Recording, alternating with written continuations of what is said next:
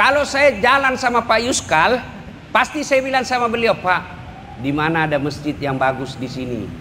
Tidak mungkin saya tanya beliau, Pak, di mana panti pijat yang bagus? Tidak mungkin. Langsung Pak Yuskal bilang, Ustaz beleng-beleng. Pertama, apa latar belakangnya umat Islam hijrah waktu itu? Jadi sebelum hijrah, Islam diteror. Bukan cuma diteror, meningkat kemudian penyiksaan. Bilal dijemur seharian, ditindis batu, harta umat Islam dijarah. Kemudian ada yang bahkan dibunuh, dan satu diantaranya adalah Sumayyah, perempuan budak dibunuh oleh Abu Jahal. Hartanya dirampas, rumahnya dibakar, bahkan dibunuh kalau dia hamba sahaya. Sahabat-sahabat sudah minta, ya Rasulullah kita melawan. Kata Nabi, kita masih sedikit. Akhirnya turunlah perintah Allah untuk tinggalkan kota Mekah. Adik-adik bisa dibayangkan, di Jakarta lahir, di Jakarta punya rumah, di Jakarta pekerjaan, punya ternak, handai tolan, tiba-tiba disuruh tinggalkan Jakarta, tinggalkan Jakarta. Cobaan yang sangat besar. Maka pada saat itu macam-macam sikap umat Islam. Satu, ada yang berkata, kalau kita nanti di sana ke Madinah, nanti kita di perjalanan dibunuh. Kalau kita ke Madinah, nanti kita dicegat dan dibunuh. Kullu nafsin sa'ikatil maut. Semua yang hidup pasti akan mati. Kau di Madinah mati, kau di Makkah mati, hijrah mati, tinggal di Makkah mati. Tapi ketahuilah, mati karena hijrah, matimu mati syahid. Ada juga yang niatnya, ayo deh hijrah, siapa tahu di Madinah kita bisa dapat jodoh. Ini anak muda ini. Ayo deh hijrah, siapa tahu di Madinah kita bisa dapat lebih gampang dapat kerja. Ayo deh hijrah, kita ikut Nabi, perintah Allah. Macam-macam niatnya orang. Maka muncullah hadis Nabi yang berbunyi, innamal a'malu binniyat. Amal itu tergantung niat. Mulailah orang hijrah meninggalkan kota Mekah. Apa tujuannya? Adalah menyelamatkan iman. Iman ini harta yang sangat berharga.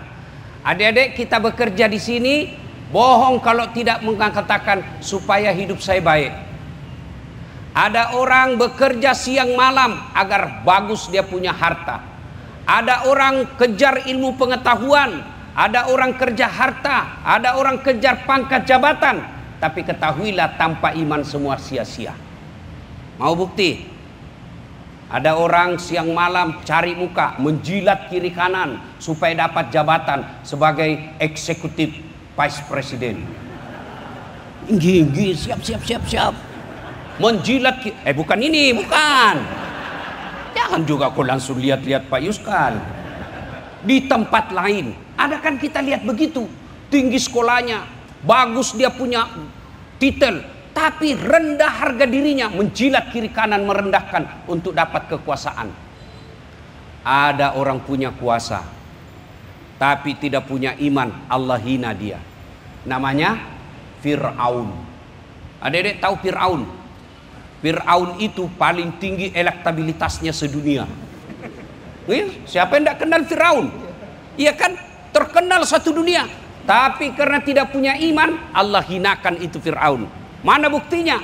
Allah catat dalam Quran, Fir'aun salah satu manusia yang diharamkan masuk surga. Kalau kita ini yang hadir di sini masih 50-50. Ada harapan masuk surga, terbuka juga peluang masuk neraka. Kalau Fir'aun haram masuk surga. Cukup sampai di situ? Tidak. Allah hinakan Fir'aun sampai detik ini. Allah kutuk Fir'aun. Mana buktinya? Tidak ada satupun pegawai kereta api Indonesia mau kasih nama anaknya Fir'aun. Dek, ibu-ibu mau kasih nama anakmu Fir'aun? Terkenal Fir'aun nak, raja. Kaya tuh Fir'aun. Tapi tidak mau. Jangankan kasih nama Fir'aun, dituduh aja. Fir'aun kau. Marah kita Pak. Tanpa iman Fir'aun hina. Apalagi ada orang siang malam, lembur kiri kanan, lupa sholat, tidak punya waktu pengajian, tidak pernah baca Quran untuk dapat harta. Tapi tanpa iman hina kau. Namanya siapa? Korun. Itu Korun begitu kayanya sampai kunci kasnya, kunci lemari hartanya dibawa sama onta belasan ekor. Sampai sekarang makanya orang Indonesia kalau dapat harta di dalam tanah namanya harta karun. Itu hartanya dia tuh. Tapi tidak punya iman, dilaknat oleh Allah. Ada lagi, punya ilmu sangat tinggi, tapi tidak punya iman, Allah hinakan. Kan'an, hina punya ilmu. Maka iman ini penting. Memelihara iman ini penting. Kalau manusia tidak punya iman, Quran menjelaskan mereka lebih hina dari binatang. Tahu binatang, Dek? Cewek, kau tahu binatang? Mau enggak dibilangin kambing? Enggak tahu. Tapi kalau manusia tidak punya iman, kata Quran, mereka lebih hina dari binatang. Bapak-bapak tahu kambing? Kakak saya di kampung jual beli kambing. Itu kalau ada kambingnya suka ganggu temannya, dia bilang sama penjaganya, jual. Sampai di pasar tidak ada yang beli. Kata kakak saya, bawa pulang, potong, kita makan satu RT. Kambing nakal, jual. Tidak ada yang beli, potong.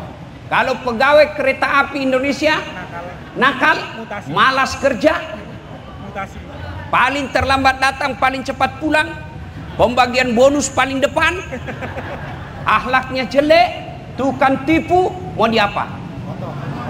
Potong. Siapa mau makan? Ayo jual. Siapa yang mau beli? Dimutasi, pasti dapat gaji. Maka saudara-saudara sekalian, iman ini penting. Maka sahabat dulu rela meninggalkan hartanya, bahkan rela meninggalkan saudaranya, bahkan rela meninggalkan anaknya sendiri. Ada yang meninggalkan bapaknya, meninggalkan istrinya karena beda akidah, tinggalkan Makkah menuju ke Madinah. Dan adik-adik pernah lihat Makkah Madinah perjalanan? Kalau sekarang kita naik bus, ada duit sedikit naik kereta Pak, 2 jam, naik bus 6 jam sampai 8 jam. Padang pasir, malam kedinginan, siang kepanasan, tidak ada air. Orang hijrah untuk apa? Iman. Ada orang kaya, bangsawan di Madinah, namanya Abu Bakar Siddiq. Kaya, bangsawan, terhormat, banyak duitnya, mau dan ikhlas menemani Nabi untuk hijrah, menemani Nabi keluar rumah tengah malam buta, menemani Nabi untuk menemani Nabi hijrah menuju Madinah. Kira-kira masih ada orang Indonesia kaya, zona nyaman, mapan, bangsawan, terkenal, mau dekat, mau temani ulama hijrah malam-malam. Dia lihat aja ulama bawa amplop, langsung dia bilang, sumbangan. Allah Karim menyelamatkan iman. Maka iman ini penting. Bagaimana cara menyelamatkan iman ini? Satu diantaranya pengajian seperti ini. Dan dengar pengajian itu, saya selalu istilahkan ngecas. Adik-adik punya handphone? Punya handphone? Handphone kalau dipakai terus kenapa? Lowbat. Kalau lowbat diapai? Kalau tidak dicas kenapa? Matol, mati total. Kalau sudah matol masih bisa dipakai? Bisa pakai melempar. HP baru, kuotanya unlimited, tapi tidak ada casnya, tidak ada listriknya, bisa dipakai? Tidak bisa. Begitu juga iman. Kau lihat seangkatanmu tiba-tiba menjadi eksekutif vice president. Tiba-tiba kau lihat temanmu jadi manajer. Kau lihat rumahnya mewah, lihat mobilnya megah, lihat istrinya cantik. Di kereta kita lihat cewek cantik barang bagus, ya kan? Di mall kita lihat barang-barang mewah. Lalu kapan ngecas iman? Ngecas iman ini pengajian. Kapan kita dalam sepekan khutbah Jumat? Itu pun kalau kita datang paling cepat. Ini umumnya kita datang, paling terlambat datang paling cepat pulang orang khotbah kau tidur. Kau ketawa semua karena begitu kelakuan kita kan. Kapan ngecasnya? Maka dakwah ini penting. Dengar ceramah ini, inilah bentuk hijrah kita. Kalau sahabat dulu hijrah mempertaruhkan jiwa, harta dan segalanya, cukup kita dengar ceramah. Di sini nyaman, ber-AC. Alhamdulillah, aman akidah kita. Nah, Bapak Ibu saudara-saudara sekalian, hijrahlah Rasulullah mempertahankan iman dan keyakinannya sampai di Madinah. Setelah sampai di Madinah, apa yang Nabi bangun pertama? Bukan stasiun. Apa yang bangun Nabi pertama? Bukan mall, bukan kantor. Apa yang dibangun Nabi pertama adalah masjid. Itu yang kita kenal sekarang dengan Masjid Quba. Maka jika boleh, dan saya kira tidak melanggar konstitusi, ya mungkin di tempat ini perlu ada musalla yang cantik. Tempatnya orang Islam. Itu tidak, siapa bilang? Pancasila sila pertama, ketuhanan yang Maha Esa. Dan tidaklah salah karena kita mayoritas umat Islam di negara ini, 87% umat Islam, yang artinya boleh dikata dari 100 pegawai 83 pegawai kita adalah muslim. Tidak salah dibuatkan tempat ibadah, tidak salah ditempatkan ibadah. Supaya apa? Khutbah Jumat tidak perlu dia keluar, supaya lebih dekat dan lebih efisien dia bekerja. Nah, bentuk hijrah kita, adik-adik sekalian, realnya adalah ayo sholat berjamaah. Saya lihat alhamdulillah di sini rajin semua berjamaah. Alhamdulillah. Apalagi kalau subuh. Alhamdulillah. Bentuk hijrah. Bapak Ibu saudara-saudara sekalian, cuma kadangkala kita lihat fenomena kita. Ini kan baru-baru ini apa di Jakarta ini lari maraton. Ada yang sampai 50, ada yang paling sedikit. Oh, ada pesertanya di sini. Oh, mampu lari 20 km, Pak. Mampu lari sampai 50 km di dalam kompleks, dari masjid ke rumahnya, dari rumah ke masjid 200 meter aja nggak bisa datang. Jangan ketawa, Pak, saya serius ini. Oh, nanti Bapak kena pertanyaan di akhirat nanti. Rumahmu dekat betul dari masjid. Kau sepeda 30 kilo satu kali sepeda. Kamu lari 10 kilo satu kali lari. Rumahmu dekat dari masjid. Kok tidak pernah kau nampak di masjid? Hati-hati, saudaraku.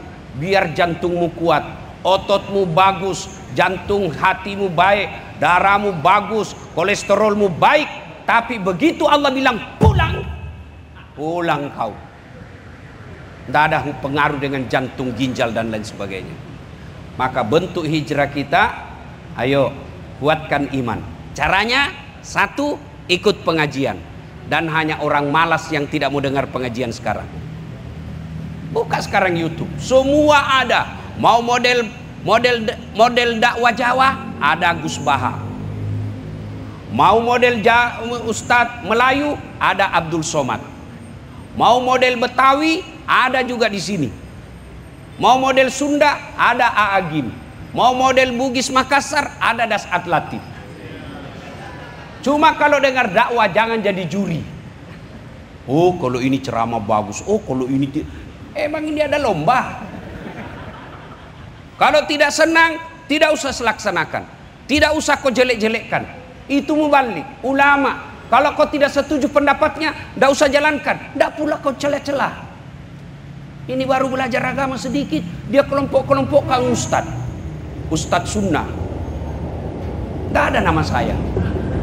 Ustad tidak sunnah. Nomor 13. Saya tanya, kenapa kau tuduh saya ustad sudah sunnah? Buktinya kau tidak pelihara jenggot. Ya mau diapa kalau tidak mau tumbuh?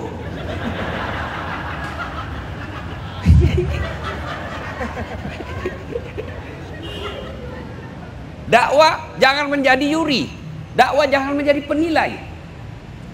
Nah, yang kedua, bentuk hijrah kita setelah kuatkan iman dengan ceramah, ayo berjamaah di masjid. Nabi katakan, Pak Eksekutif Pak Yusran, apa kemarin hadiahnya maraton?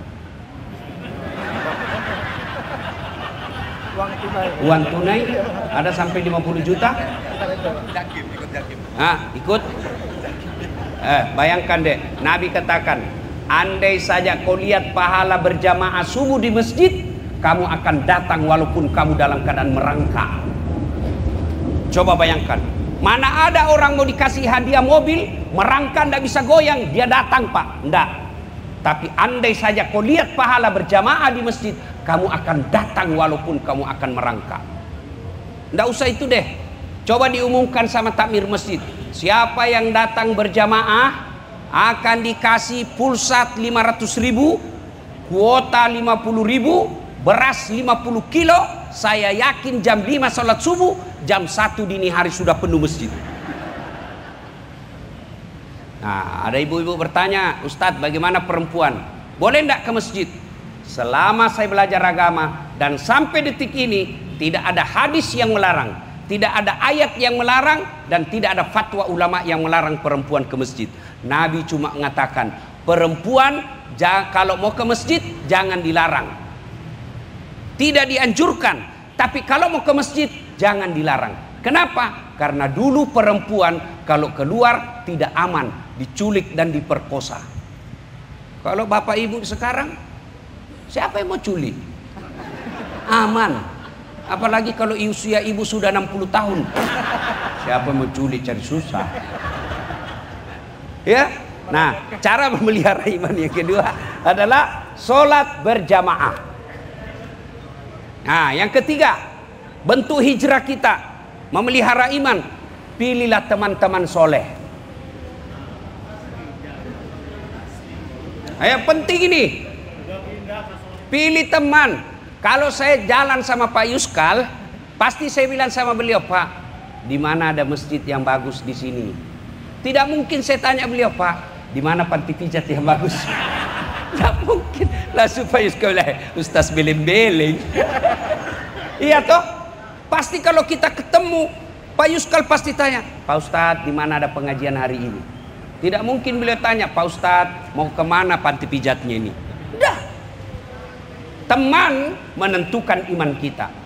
Maka Nabi mengatakan, lihatlah Nabi mengilustrasikan, kalau kau berteman dengan penjual parfum, kalau kau tidak dapat parfumnya, kau dapat bau wanginya. Kalau kau berteman dengan pandai besi, kalau kau tidak dapat apinya, kau dapat bara panasnya. Bapak-bapak tahu kulit kambing? Tahu kulit kambing? Coba kalau kulit kambing ketemu Quran. Kulit kambing sendiri tidak mau kita cium Pak, jijik. Tapi kulit kambing ketemu Quran, kitab suci, jadi pembungkus, dicium kulit kambing Pak, disimpan paling tinggi. Kenapa? Berteman dengan orang suci, kitab suci. Kulit kambing ketemu drum, jadi apa? Jadi beduk, tiap saat dipukul. Salah memilih teman. Iya toh? Maka jangan heran ketika ada pepatah mengatakan, dirimu kalau kau mau tahu siapa dia, lihat temannya. Ibu-ibu, hati-hati milih teman. Kalau ibu berteman tukang gosip, lambat laun ibu pasti jadi tukang gosip. Minimal membenarkan. Apa? Apa? Kenapa? Nggak serasi dia belum. Nah, jadi itu kan, iya. Bapak-bapak kalau berteman dengan tukang selingkuh, lambat laun dia akan ajari bapak. Begini caranya, begini caranya. Oh, banyak yang suka selingkuh di sini. Biasa saya dikomplain sama ibu-ibu, Ustadz, lebih banyak itu laki-laki selingkuh dari perempuan. Hah, sama jumlahnya. Iya, kenapa? Nggak mungkin laki-laki selingkuh sama laki-laki kan? Nah, Bapak Ibu saudara-saudara sekalian, adalah teman itu penting. Kalau Bapak berteman dengan orang-orang cinta dunia, lambat laun Bapak akan menjadi orang cinta dunia. Kalau Bapak teman dengan orang-orang yang rajin berjamaah, lambat laun insya Allah tertular dengan rajinnya sholat berjamaah. Begitu cara memelihara iman. Lebih penting lagi, cewek memelihara iman, hati-hati milih jodoh. Ada yang belum dapat jodoh di sini? Hadiah tahun baru. Cara memilih jodoh kata Nabi, pilih jodoh karena 4 pertimbangan. 1, kata Nabi, li jamaliha, lihat kecantikannya. Adik-adik, kalau kau mau lihat istri, lihat cantiknya. Cantik penting, tapi jangan kau jadikan prioritas. Kenapa? Karena cantik ada batasnya. 17 tahun semua terpikat dengan senyumnya. Balik itu angka 17. 71 senyum, cucumu aja lari, dikira mau digigit. Cantik penting, kenapa? Hampir 24 jam di depanmu. Baru pulang kantor, dia lagi. Mau tidur, ada lagi depan kita. Baru bangun, dia lagi. Jadi kalau jelek pasti cepat ganti casing. Tapi jangan lupa, jangan prioritas. Cantik ada batasnya. Kalau Anda menikahi seseorang karena kecantikan atau kegagahan, maka berpotensi menjadi playboy atau suka ganti-ganti. Yang kedua, pilihlah dia karena kekayaannya. Nabi dijodohkan oleh Allah dengan Siti Khadijah, salah satu sebabnya karena Khadijah orang kaya. Islam tidak melarang kita cari orang kaya, tapi Islam melarang materialistik. Apa itu materialistik? Menghalalkan segala cara untuk dapat harta. Kalau orang Islam cari istri cantik, boleh. Cari istri yang cantik dan kaya, boleh. Dia kaya tapi ada batasnya. Kaya Ustaz, 7 turunan dia tidak miskin. Betul, masalahnya calonmu turunan ke-8. Yang ketiga, lihat keturunannya. Keturunan penting. Orang Jawa bilang bebet, bibit, dan bobot. Tapi ingat, ada orang bapaknya Nabi, anaknya jadi pengkhianat. Siapa? Nabi Nuh, anaknya jadi pengkhianat. Ada orang bapaknya penyembah berhala, anaknya jadi Nabi Ibrahim alaihissalam. Yang keempat, agamanya, lidiniha. Mahasiswa saya di UNAS tanya, Ustaz, kenapa agama nomor 4? Mestinya ke nomor 1. Saya bilang jangan salah deh. Agama betul nomor 4, tapi dia tidak titik di situ, koma. Ada penjelasan utamanya. Ada stabilo, bol, cetak miring, ada tanda kutip. Penting sekali kan? Utamakan agamanya, karena dengan agama kau akan dapat segalanya. Ada cantik mukanya, tapi akhlaknya kesurupan. Ada lagi cantik akhlaknya, mukanya hancur. Tidak tahu dilihat dari mana dia cantik. Ada lagi akhlak bagus, kaya pula, tapi jelek mukanya. Untuk mendapati seorang, dialah cantik, keturunan baik-baik, orang kaya, bagus agamanya, 100 perempuan belum tentu ada 1. Kalau Pak Yuskal tahu ada di situ, di sini, di pegawai kereta dan masih bujang, cantik, keturunan baik, kaya, bagus agamanya, tunjukkan ke saya Pak, saya juga masih mau. Iya toh. Nah, maka untuk memelihara iman, penting kau tarik pasangan yang bagus. Ada kan orang istilahnya, kita baik agama, bagus akhlak, tapi calon istri kita jelek akhlaknya, berpotensi melahirkan anak yang tidak baik.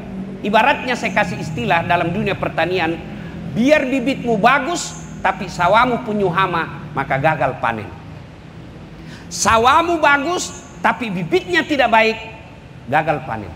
Maka bagus, itulah sebabnya Al-Quran dalam surah An-Nur mengatakan, wanita baik-baik tidak akan menikah dengan kecuali dengan laki-laki baik-baik. Laki-laki baik-baik tidak akan menikah kecuali dengan wanita baik-baik. Wanita pezina tidak akan menikah kecuali dengan laki-laki pezina. Laki-laki pezina tidak akan menikah kecuali dengan wanita pezina. Jadi tidak adilnya kita, biasa adik-adik cewek bilang, Ustaz, bagaimana supaya mendapat suami yang soleh? Kau jadi soleh, biar Allah kirimkan kamu. Cowok, Ustaz, bagaimana supaya dapat istri soleha? Kau dulu yang soleha, kau tidak usah cemas, Allah yang kirimkan kamu. Ada begitu? Ada, saya. Adik-adik, saya menikah dengan istri saya, tidak pernah kenal, tidak pernah tahu, tidak pernah lihat fotonya, tidak pernah lihat mukanya. Nanti saya pertama kali lihat setelah ijab kabul. Alhamdulillah taat dan baik hafal Quran. Kita ini tidak adil. Pacaran kiri kanan, mau dapat perempuan soleha. Soleha dulu, soleh dulu. Allah yang kirimkan. Kenapa istrinya jelek? Ya takdirnya. Kenapa jelek Ustaz? Allah Maha tahu. Karena kalau istrinya cantik, dia nanti malu jalan sama dia. Kenapa? Karena dia juga jelek. Allah Maha adil. Nah, memelihara iman, satu diantaranya adalah memilih pasangan yang baik.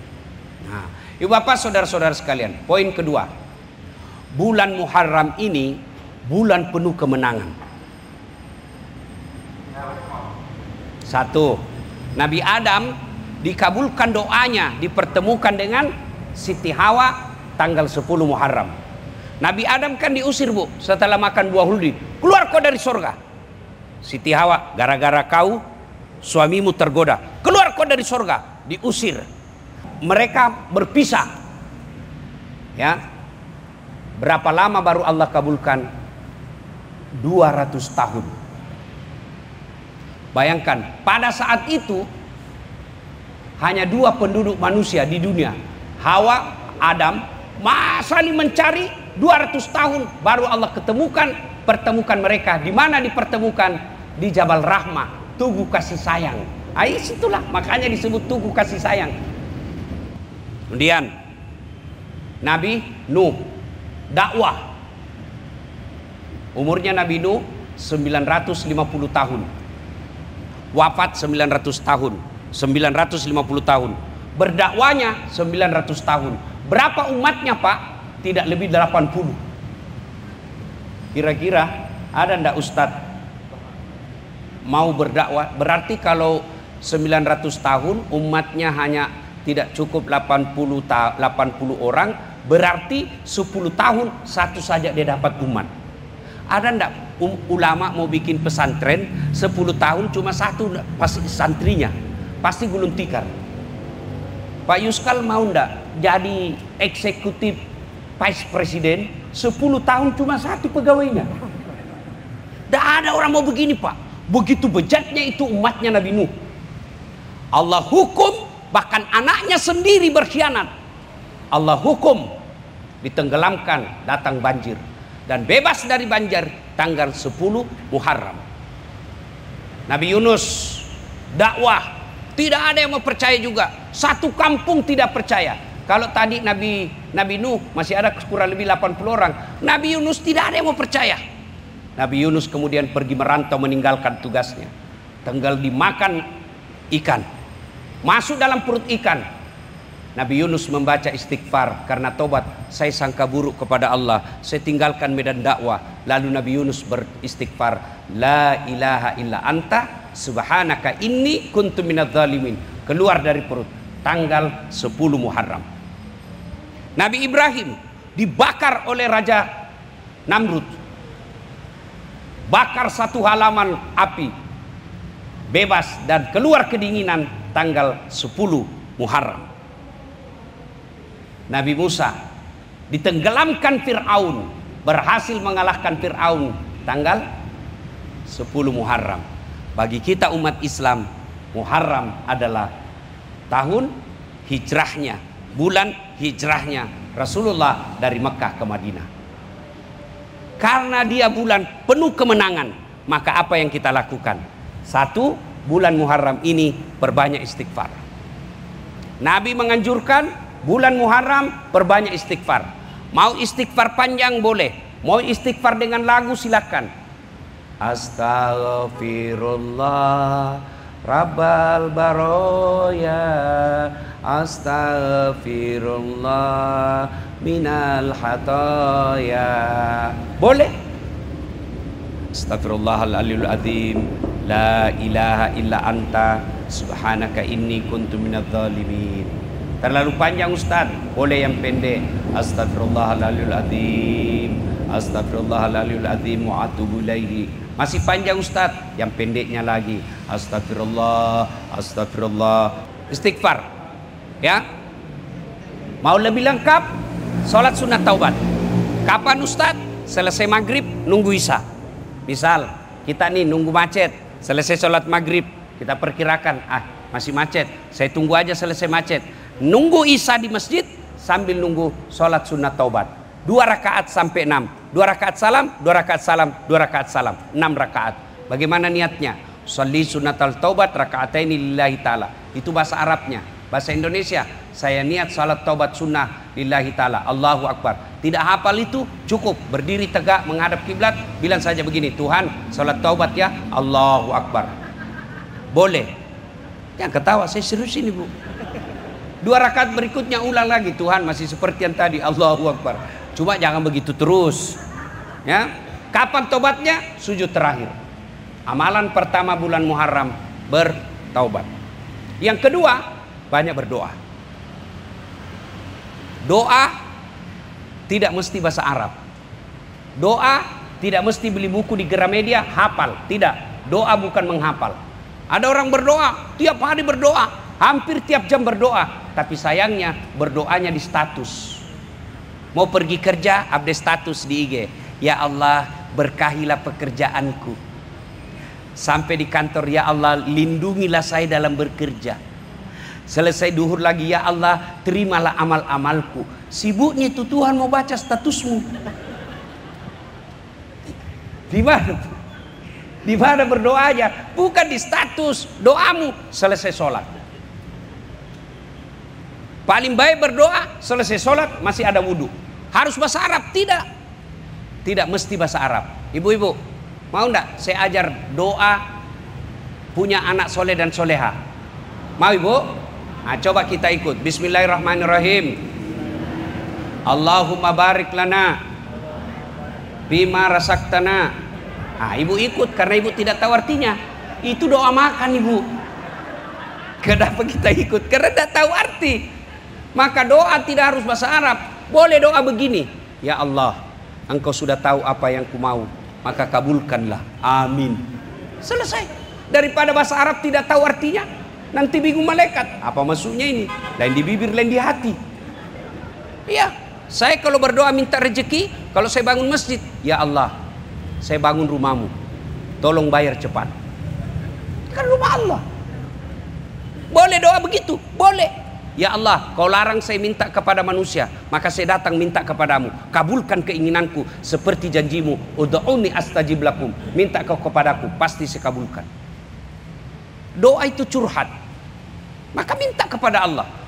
Bulan Muharram ada hajatmu, kau mau mutasi tempat yang lebih baik, mau dapat pangkat jabatan lebih baik, kau bangunlah malam bulan Muharram ini tahajud. Yang ketiga, bulan Muharram ini apa? Puasa. Sunnahnya 10 hari di bulan Muharram, dari tanggal 1 sampai tanggal 10. Tidak bisa minimal 3 hari, tidak bisa juga minimal 1 hari. Tanggal 10 Muharram, tanggal 5 dan 6 nanti. Nah, ibu bapak, saudara-saudara sekalian, yang keempat, disunnahkan di bulan Muharram ini berbanyak bersedekah. Saya ini Ustadz pegawai honor. Sedekah tidak mesti duit. Sedekah kerja yang baik. Apa sedekahnya pegawai kereta api? Kerjaku profesional. Bayangkan saya dikasih tahu tadi, 1 hari 1.400.000 orang yang menggunakan jasa kereta api. Kalau bapak ngurus itu lillahi ta'ala, bapak serjatuh 1.200.000 orang bapak urus. Inilah makna awal ceramah saya tadi, hijrah tergantung niat. Kalau bapak kerja di PT kereta api hanya karena berharap gaji pangkat golongan, Allah kasih gaji pangkat golongan, tapi tidak dapat pahala. Ya Allah, mana pahalaku kerja pegawai kereta? 30 tahun saya ngurus kereta api Indonesia. Kata Allah, kamu dulu ngurus kereta api mau dapat gaji dan pangkat, kau sudah dapat, kau tidak dapat sekarang. Orang yang kerja cari muka sama eksekutif vice presidennya, maka dia dapat mukanya presidennya, tapi dia tidak dapat pahalanya. Maka orang Islam diajarkan dalam solat kita setiap doa iftitah, inna solati wa nusuki wa mahyaya wa mamati lillahi rabbil alamin. Amalkan ini adik-adik, amalkan ini bapak-bapak. Caranya, setiap bapak mau keluar kerja, kalau Anda muslim, ada wudhu dulu. Sudah wudhu, menghadap kiblat, duduk di kursi, lalu baca doa, inna salati wa nusuki wa mahyaya wa mamati lillahi rabbil alamin. Keluar, sebelum keluar dari pintu, baca lengkapi dengan doa, bismillahi tawakkaltu alallahi la haula wala quwata illa billah. Melangkah kaki kanan, kata Nabi, orang yang baca doa seperti ini, kaki kanannya 1 pahala, kaki kirinya digugurkan dosanya, cari nafkahnya jihad fisabilillah. Cuma sayang, kita datang bekerja, kita lupa doa ini. Sehingga apa? Kerja kita cari muka. Dan kalau Anda cari muka, pasti capek. 10 Anda kerja, 8 yang benar, 2 salah. Pimpinan kita, manajer kita pasti persoalkan yang 2. Bego memang kamu. Masa ndak bisa kau kerja? Padahal 8 tuh yang benar. Tapi Allah, 2 yang salah, 8 yang benar, yang 2 yang Allah pilih. Karena ada 8 yang benar. Maka bekerjalah lillahi ta'ala. Kalau Anda bekerja lillahi ta'ala, tiap bulan dapat gaji, tahunnya dapat kenaikan pangkat, dan dapat pula pahala di akhirat kelak. Bayangkan Bapak Ibu sekalian, saya mau kasih supaya semangat kita kerja. Bapak, kalau punya istri cerewet, ibu-ibu punya suami malas, ndak tahu sopan santun, kasar, ada pilihan ndak Bu? Ada pilihan? Ada? Ada. Pulangkan saja aku pada ibuku atau ayahku. Minta cerai. Bapak-bapak punya istri cerewet, ndak tahu sopan santun, ndak menghargai mertua, ada pilihan? Ada. 2 pilihannya Pak, tambah atau ganti. Iya, kita kerja di PT Kereta Api, dimutasi tempat yang tidak bagus, ada pilihan? Ada. Pensiun dini. Tapi kalau masuk kubur, ada pilihan enggak? Enggak nyaman, keluar dulu deh. Begitu keluar, viral satu dunia Pak. Nah, ketika masuk kubur, ada 3 amal yang bisa menyelamatkanmu. Satu diantaranya adalah pembangunan bermanfaat. Apa? Ilmu yang bermanfaat. 2, 3, anak yang soleh dan soleha. Nah, saya pergi dakwah dari Jakarta ke Bandung, ngejar jadwal. Saya pakai wus, yes. Ya kan? Lancar dakwah saya. Siapa yang lancarkan? Pegawai kereta api. Apa Allah tidak catat pahalanya? Dicatat. Apa ayatnya? Fastabiqul khairat, berlomba-lomba dalam kebaikan. Saya mengambil kebaikan dengan mimbar, pegawai kereta api mengambil kebaikan, memperlancar jalannya Ustadz pergi dakwah. Kalau Bapak mulai bekerja, ya Allah, saya bekerja supaya 1.200.000 yang menggunakan jasa kereta api lancar cari nafkah sampai ke rumahnya dengan selamat. Ya Allah, berkahi pekerjaan saya. Masa Allah tidak kabulkan? Cuma sayang, pekerjaan kita kerja, tapi kita kadangkala lupa dan bertawakal kepada Allah. Mudah-mudahan tahun baru ini dengan materi dakwah kita kembali mengevaluasi cara kerja dan kinerja kita. Kalau selama ini kerjanya untuk cari muka, cari gaji di pangkat golongan, mulai kali ini ditambah lillahi ta'ala. Semoga ada manfaat. Selamat tahun baru. Sebelum kita akhiri, mari kita berdoa kepada Allah Subhanahu wa taala. Khusus kita doakan anak dari Pak Yuskal Setiawan yang anak beliau sekarang lagi sekolah di Mesir. Kita doakan cepat selesai, ilmunya berkah, dilindungi oleh Allah dalam menuntut ilmu. Ila hadratin Nabi Mustafa Muhammad SAW. Al-Fatihah. Bismillahirrahmanirrahim. Iyyaka na'budu wa iyyaka nasta'in. Ihdinas siratal mustaqim. Siratal ladzina an'amta. Bapak Ibu saudara-saudara sekalian, teristimewa Bapak Gubernur Bank Indonesia beserta istri yang insya Allah dimuliakan dan dirahmati oleh Allah Subhanahu wa taala. Amin. Hijrah apabila dimaknai dengan sejarah pindahnya Rasulullah dari Mekah ke Madinah, itu hanya sekali terjadi sepanjang dunia ini. Tapi hijrah dimaknai sebagai konsep hidup, maka dia berlaku 24 jam di mana dan kapan saja. Kalau peristiwa hijrah oleh Rasulullah itu di Mekah dan Madinah. Kalau hijrah kita sekarang di mana dan kapan saja bisa terjadi. Sesungguhnya dari 3 tagline yang ditulis di bawah ini itu terwakili dalam kejadian hijrah. Latar belakang hijrah itu bukan membela agama, bukan membela kekayaan, bukan membela pangkat jabatan, tapi apa yang diselamatkan? Iman. Saudara-saudara sekalian, kalau Anda hidup di Jakarta, lahir dan besar, membangun rumah, membuat perusahaan, tiba-tiba disuruh pindah ke Sulawesi, tentu berat. Tapi sahabat dan Rasulullah pada waktu itu, ketika Allah perintahkan, Muhammad, saatnya kau hijrah dari Mekah ke Madinah. Sikap manusia waktu itu satu, ada yang menolak. Wah, bahaya kalau saya pindah ke Mekah, ke Madinah. Nanti kalau di Madinah, bagaimana hidup saya? Kalau saya tetap di Mekah, minimal ada tetangga saya bisa tempat minjam. Kalau nanti saya di Madinah, bagaimana saya angkat kredit? Tidak ada kenalan di sana. Ternyata Allah jawab keraguan itu. Jangan kau cemas. Dunia ini milik saya. Jangan kau cemas. Dunia ini saya persembahkan kepadamu. Maka pindahlah sahabat yang beriman. Ada juga yang salah niat. Ayo kita hijrah, mudah-mudahan di sana kita dapat jodoh. Nah, ini anak muda ini. Ada juga yang katakan, mudah-mudahan di sana bisnis kita lebih lancar. Ada yang begitu. Ada yang berkata, sami'na wa ta'na. Apa kau perintahkan Rasul? Kami ikut. Muncullah hadis Nabi, innamal a'malu binniyat. Pindahmu tergantung dari niatmu. Kalau niat kau dagang, kasih kau dagang.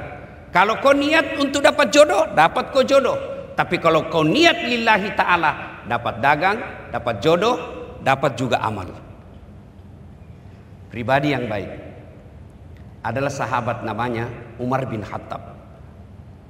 Dan yang kedua, Abu Bakar Siddiq. Hebatnya Abu Bakar Siddiq, begitu diperintah hijrah. Coba lihat saudara-saudara, adik-adik nih.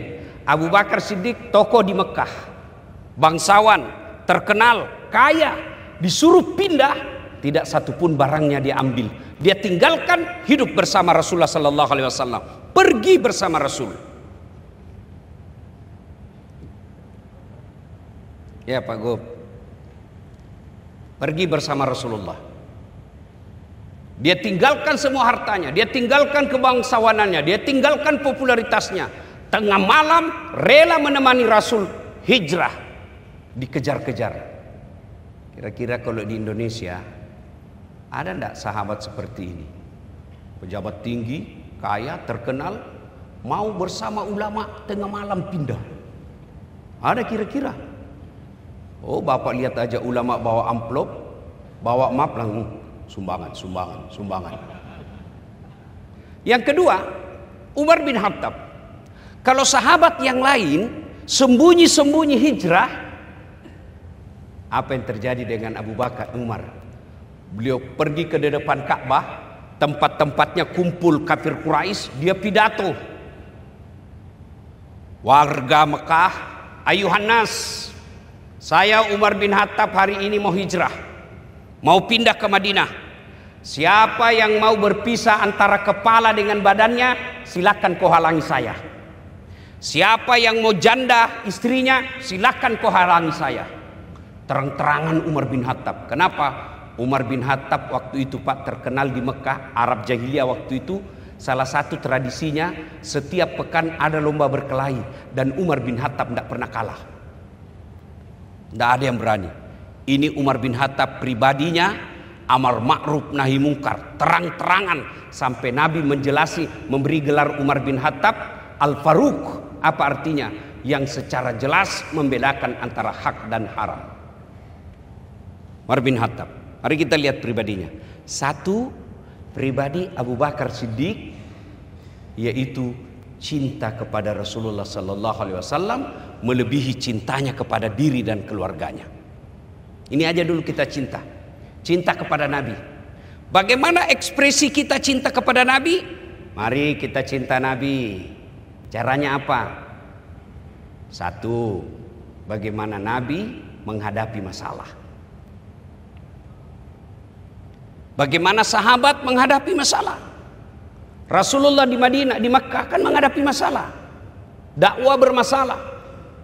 Di Makkah waktu itu dirampas hak-haknya, diambil hartanya, dijarah hartanya, dibakar rumahnya, bahkan sampai dibunuh. Salah satu di antaranya, orang yang pertama mati syahid bukan laki-laki Pak, tapi apa? Perempuan, namanya Sumayyah. Artinya apa? Belajar dari sini, semua pribadi pasti ada masalah. Tidak ada orang tidak ada masalahnya Pak. Bahkan saya lihat di depan saya semua ini, muka-muka penuh masalah Pak. Mana ada orang tidak ada masalahnya? Ini ibu-ibu ini, muka-muka penuh masalah juga ibu-ibu ini. Ini yang bicara, penuh juga masalah Pak. Bapak pikir tidak ada masalah saya? Banyak juga masalah. Coba lihat dulu kita Pak. Coba lihat, waktu kita kuliah apa masalah? Mau sarjana. Sudah sarjana apa masalahnya? Mau jadi pegawai. Sudah pegawai, selesai masalahnya, mau jadi kepala bagian. Sudah jadi kepala bagian, mau jadi kepala dinas. Sudah kepala dinas, mau jadi sekda. Sudah jadi sekda, muncul masalah baru, mau jadi bupati. Sudah jadi bupati, mau 2 periode. Sudah 2 periode, ditangkap KPK. Tidak ada orang tidak ada masalahnya Pak. Semua kita punya masalah. Coba, ini yang bicara, ada masalah saya Pak. Apa masalah saya? Semenjak saya viral, banyak janda-janda yang curhat. Ustadz, baru saja suami saya meninggal, adakah doa-doa penenang jiwa? Saya kirimilah amalan-amalan. Lama-lama bilang, Ustadz, jiwa saya sudah tenang, maukah Ustadz menjadi imam dalam hidupku? Saya mohon maaf ibu, saya bukan imam, saya penceramah. Semua kita punya masalah. Pelajaran buat kita, kerja di Bank Indonesia pun ada masalah. Tapi keterlaluan kalian kalau tidak bersyukur. Coba Pak, pegawai Bank Indonesia Pak, coba lihat kalau pegawai Bank Indonesia Pak, itu ID cardnya biar ke warung dipasang itu Pak, Bank Indonesia. Bersyukur Pak. Coba kalau kita Bapak kerja di sini Satpol PP, pasti disembunyi Pak. Bank Indonesia Pak, Masya Allah, bersyukur. Tapi pasti ada masalah. Nah ketika ada masalah itu, jalan lain adalah kembali kepada Allah Subhanahu wa taala. Bagaimana kembali kepada Allah? Ya, perbaiki sholat. Hijrah kita kali ini kita maknai yang pertama tadi ini memperbaiki pribadi kita. Tidak usah banyak macam-macam Pak. Perbaiki aja dulu sholat. Itu aja dulu. Kalau sholat kita baik, insya Allah akhlaknya baik. Itu sudah dijamin. Inna sholat tanha anil fahsya wal munkar. Orang yang baik sholatnya tercegah dari perbuatan keji dan mungkar. Loh, itu baik sholatnya Ustaz, kok masih berbuat mungkar? Satu, bisa jadi sholatnya tidak ikhlas. Hayya 'alas sholat, sholat lagi tidak ikhlas. Barusan kita rasa duhur, asar lagi, tidak ikhlas. Kedua, saya sholat Ustaz, dia sholat tapi kok tetap jelek sifatnya. Bisa jadi sholatnya main-main. Allah ya kadang ihdinas sirat. Bapak ketawa karena membayangkan diri sendiri kan. Malah ada orang yang sholat kayak ditiup angin Pak. Ada lebih semangat lagi Pak. Allahu Akbar. Pernah Bapak dengar hadis Nabi sholat begini-begini Pak? Bapak ketawa karena membayangkan diri sendiri kan? Sholat Maka hijrah kali ini, ayo hijrah sholat kita menjadi lebih baik. Saya sholat Ustaz, betul ibu sholat, tapi kudungnya sudah 7 kali Muharram tidak pernah diganti. Putih bukan, coklat bukan, hitam bukan, sudah ada tumbuh-tumbuh sudah di sini. Masih itu masih kudungnya yang seperangkat alat sholat waktu menikah. Ya, maka hijrah menjadi pribadi yang baik. Ayo perbaiki sholat kita, mulai dari cara kita wudhu. Jangan sampai wudhu kita masih sambil ngobrol. Bahkan ada yang wudhu sambil menyanyi. Cikampek, Tasikmalaya. Tidak pernah diajarkan. Pribadi yang baik, ayo kita mulai. Solat kita menjadi lebih baik. Orang yang baik solatnya, insya Allah akan bagus akhlaknya. Ustaz, itu solat, tapi mencuri di kantor. Apa dia curi? Kertas 1 rim. Oh itu coba kalau dia solat, televisi dia curi. Maka Fatihah tadi. Lagi. Kemudian Abu Bakar Siddiq, apa pribadinya lagi? Kita sambung lagi dengan Pak Gubernur tadi. Derma, sedekah. Ayo mari kita mulai hijrah dari pribadi yang pelit menjadi pribadi yang dermawan. Percaya tuan-tuan, tidak ada orang suka orang pelit. Saya mau tanya ibu-ibu, senang suami yang pelit atau dermawan? Dermawan. Adik-adik remaja, senang calon suami yang pelit atau dermawan? Dermawan. Teman-teman, senang sahabat yang pelit atau dermawan? Untuk tidak ada orang suka orang pelit. Bahkan orang pelit sekalipun tidak suka sama orang pelit. Iya tahu. Tidak usah ke rumahnya, pelit. Padahal dia juga pelit. Maka pribadi yang baik, ayo dermawan. Dan tolong carikan saya yang Bapak kenal, ada ndak yang bangkrut karena dermawan? Cari. Ada Bapak pernah dengar, Ustaz, itu di komplek dulu yang warna rumahnya putih, kaya dulu itu Ustaz, cuma karena dermawan dia bangkrut. Ndak ada. Derma. Kalau tidak bisa berderma dengan harta, dermalah dengan akhlak mulia. Dermalah dengan tutur kata yang santun.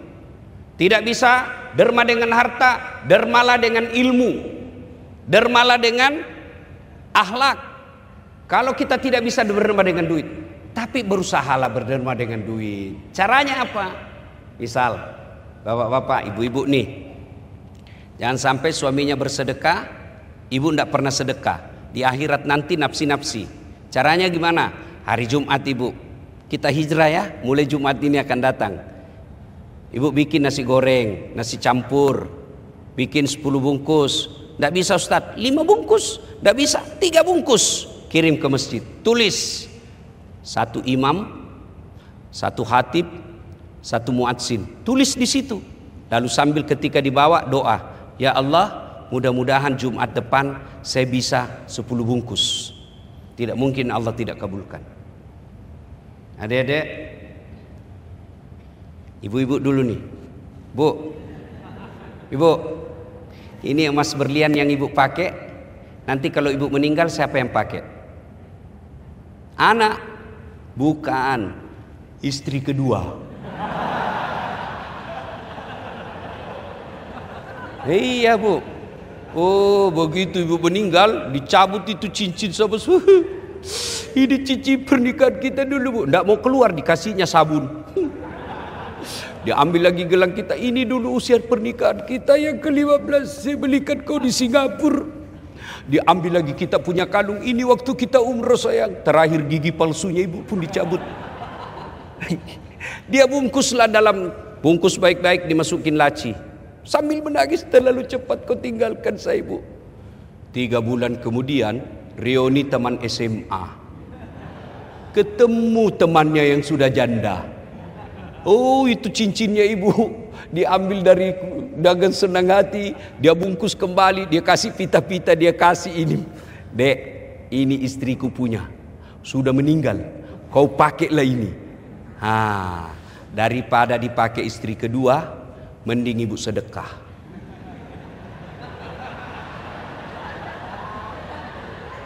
Oh ibu-ibu yang di depan ini, Itu enaknya jadi orang kaya, Pak.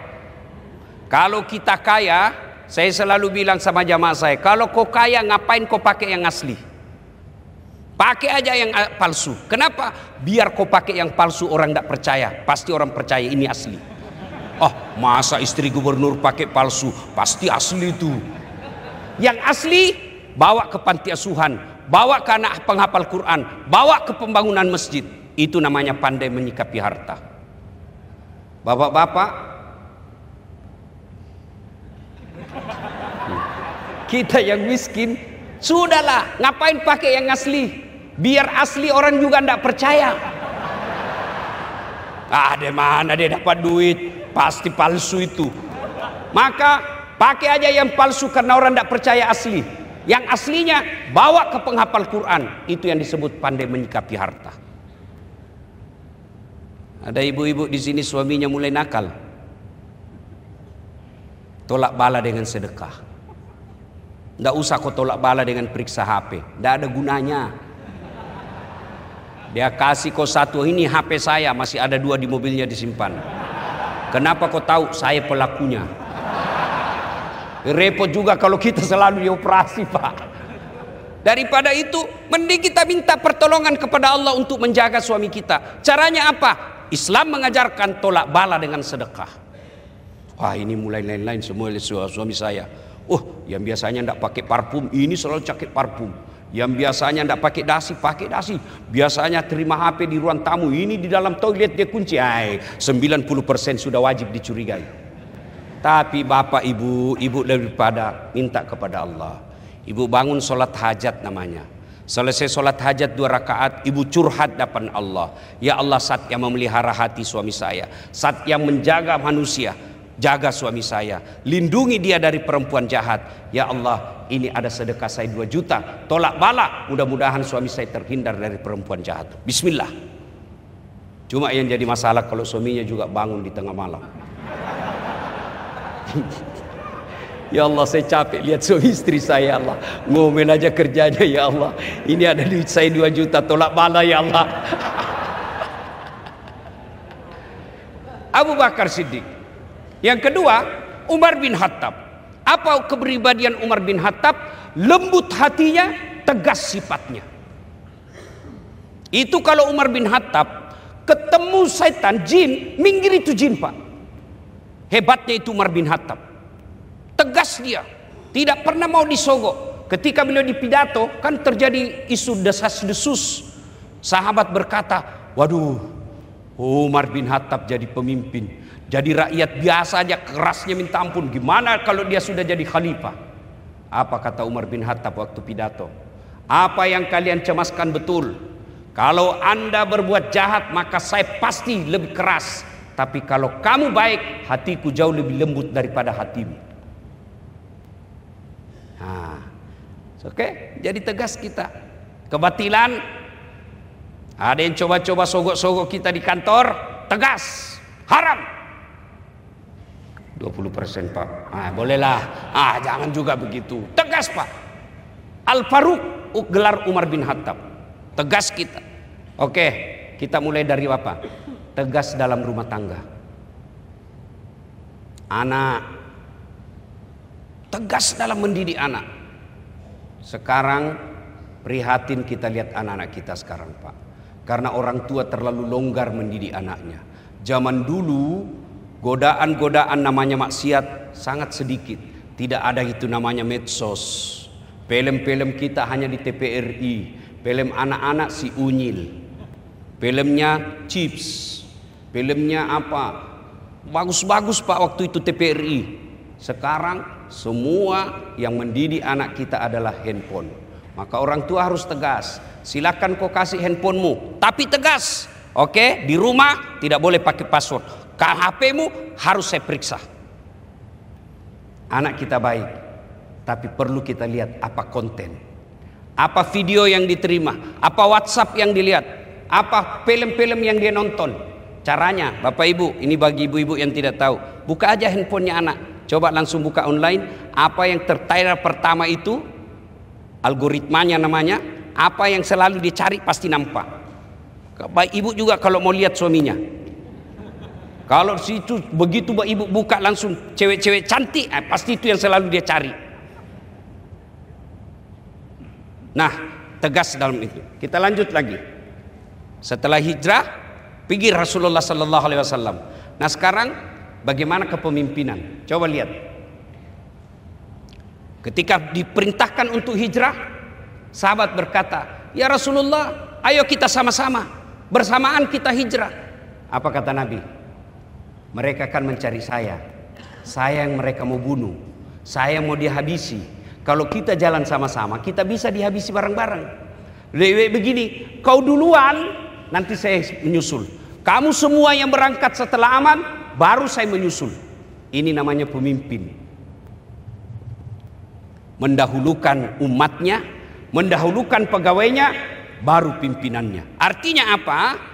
Kalau berbicara tentang kemaslahatan, biarlah kami yang belakang kenyang. Kau dulu yang kenyang. Ada proyek, ayo bagi-bagi sama-sama. Jangan ada bos yang kenyang, anak buah lapar. Rasulullah giliran kenyang, Rasulullah paling terakhir. Lapar, beliau paling depan. Pemimpin yang baik. Tapi mencari pemimpin begini di Indonesia sangat susah. Kenapa susah? Karena rakyat juga mau disogok. Tapi lain kali kita bahas ini. Ya. Sudah pindah Rasul, sampailah di Madinah. Apa yang pertama Nabi bangun? Apa yang pertama Nabi bangun setelah sampai di Madinah? Di Madinah, coba dengar sahabat. Yang muhajir, apa kata orang-orang muhajir? Kaum Ansor dulu. Kaum Ansor orang Madinah. Silakan kau datang ke rumah saya. Saya punya kamar 2, boleh kau tempati 1, saya 1, engkau 1. Silakan kau datang ke tempatku, makanan saya bisa kita bagi 2. Tapi apa kata orang Mekah? Tidak usah. Tolong kau tunjukkan saya di mana saya bisa cari nafkah, di mana pasar. 1 mati-matian untuk membantu, 1 mati-matian untuk menjadi tamu yang tidak membebani. Semangat hijrah sesungguhnya mengajarkan ukhuwah, persaudaraan. Dan persaudaraan ini bisa putus gara-gara apa? 1, momen-momen pilkada, momen-momen pilpres. Cebong kampret sudah mulai hilang. Alhamdulillah sudah rukun. Pilpres sudah berjalan, selesai, tinggalkan. Sekarang kita semua rakyat Indonesia. Yang kedua, yang bisa memecah persaudaraan kita di kantor, apa itu? Sakwa sangka. Kenapa dia? Baru 5 tahun pegawai BI sudah dipromosi. Saya 10 tahun belum dipromosi. Begini Pak, betul dia 5 tahun tapi otaknya Pentium 4. Bapak 10 tahun prosesornya Pentium 1. Lambat loading. Disuruh bikin surat. Sudah Pak, tinggal di print. Belum sudah namanya itu. Ada kan pegawai begitu. Nah, sangka baik saja, jangan sangka buruk.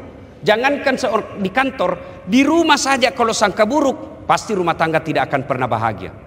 Coba kalau ibu-ibu sangka buruk sama suami, pasti tidak ada enaknya. Coba kalau sangka baik, bahagia. Telepon suami pagi-pagi tidak dijawab, oh barangkali lagi sholat duha. Enak perasaan. Telepon lagi tengah hari, belum dijawab, oh berarti dia sholat duhur di masjid. Telepon sore, belum dijawab, oh dilupa HP-nya ini. Begitu masuk WhatsApp teman, saya lihat suamimu ada cewek di mobilnya. Oh, berarti dia lagi nge-grab. Enak perasaan. Sangka baik. Di kantor kalau sangka buruk, pasti pecah persaudaraan. Begitu juga di rumah. Yang ketiga, yang bisa memecah persaudaraan kita, apa itu? Kesombongan. Masya Allah. Adik-adikku, saudara-saudara, bapak-bapak, bersyukur kerja di Bank Indonesia. Coba dengar pidatonya tadi gubernur kita. Saya melihatnya enak menjadi pimpinan seperti ini. Wajahnya bagus, menyampaikan sambutan senyum, memberikan nasihat, dan nasihatnya seia sekata. Ada pejabat, oh jangan korup, tapi dia korup. Ada pejabat, dia katakan harus sopan santun, tapi kasar ngomongnya. Coba lihat gubernur kita. Sepanjang pengetahuan saya, selama beliau jadi gubernur Bank Indonesia, paling sering melakukan pengajian. Coba bandingkan Pak. Saya saja bukan pegawainya, saya paling sering saya lihat, oh ada lagi pengajian. Dan semenjak beliau gubernur BI di daerah wilayah-wilayah yang lain, sering saya diundang pengajian. Alhamdulillah. Ibu-ibu, bapak-bapak, punya pemimpin seperti ini kita mesti syukuri. Nah, yang berikutnya, saudara, bapak, ibu, saudara-saudara sekalian. Nah, yang ketiga, apa amalan yang perlu dilakukan di bulan Muharram ini? Satu, doa. Bulan Muharram itu Allah kabulkan doa-doanya nabi-nabi yang bermasalah. Nabi Adam dipertemukan dengan Siti Hawa setelah 200 tahun berdoa. 200 tahun berdoa baru dipertemukan di padang Arafah. Satu di Irak, satu di India. 200 tahun saling mencari, Allah terima ampun permohonan maafnya, dipertemukan di padang Arafah 10 Muharram. Nabi Nuh bebas dari banjir 10 Muharram. Nah, jangan menghalalkan segala cara. Jangan galau bang, baru saja kudoakan kau dalam salat duhaku 8 rakaat bang, salam sayang selalu dari istrimu di rumah. Itu suami kalau dapat WhatsApp begini bu, langsung dikasih lihat semua satu ruangan. Istri soleha. Ibu-ibu pernah WhatsApp begitu suaminya? Paling WhatsAppnya jangan lupa singgah beli gas. Bapak ketawa karena pernah alami kan? Jangan gengsi pak, Ustadz juga saya sering begitu pak. Pernah suatu ketika saya pulang ceramah, mamanya cek WhatsApp, Ustadz habis pembalut. Aduh mati saya ini. Tas kondang tengah malam terpaksa singgahlah saya di warung. Saya berdoa mudah-mudahan tidak ada yang kenal saya. Mudah-mudahan tidak ada yang kenal saya. Begitu saya biasa di kasir langsung kasir, cewek pula, Ustadz beli pembalut. Langsung saya bilang daripada saya yang hamil. Gitu. Ayo saudara-saudara sekalian, ya. Jadi hal ini bulan Muharram banyak berdoa, dan berdoa tidak harus bahasa Arab. Berdoa bahasa ibu kata Nabi. Daripada pakai bahasa Arab tidak ditahu artinya, nanti bingung malaikat. Apa maksudnya ini bu? Lain di bibir, lain di hati. Dia nangislah dia, ya Allah. Bingung malaikat, apa maksudnya ini ibu? Mau dilindungi suaminya, ternyata doa yang dia baca doa minta hujan. Jadi tidak mesti bahasa Arab. Boleh ibu berdoa begini, ya Allah, engkau sudah tahu apa yang ku mau, maka kabulkan. Boleh. Nah, minta. Nah, kalau diajarkan hadis, tangan kanan kiri seperti ini pak. Makin besar hajat kita, makin tinggi. Makin besar, makin tinggi. Ustadz, kenapa dia berdoa begini? Banyak sekali dia minta itu. Nah, lalu kalau selesai berdoa, Ustadz, kenapa mesti begini? Amin ya rabbal alam. Itu variasi saja. Boleh tidak begini? Boleh, boleh. Kenapa ke muka? Lebih mantap pak. Lebih nyambung. Masa kita amin ya rabbal alamin? Kan tidak nyambung. Ya, berdoa. Yang kedua, yang dianjurkan Nabi di bulan Muharram ini adalah sedekah. Bersedekah, tadi sudah kita bahas. Yang ketiga, berpuasa.